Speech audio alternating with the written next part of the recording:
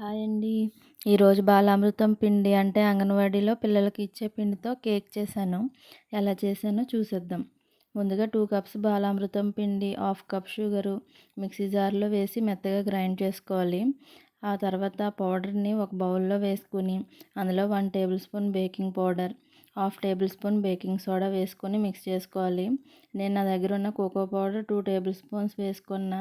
అదంత ఇంపార్టెంట్ కాదులెండి. Next 3 table spoon oil వేసుకొని కలుపుకొని, హాఫ్ కప్ పెరుగు, హాఫ్ కప్ పాలు వేసుకొని బాగా కలుపుకోవాలి.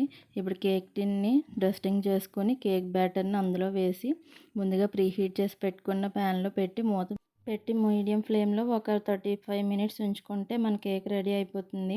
నేను దీనికి ఇంకొంచెం టేస్ట్ అండ్ డెకరేషన్ కోసం మిల్క్ చాక్లెట్ అండ్ వైట్ చాక్లెట్‌తో ఇలా చేశాను.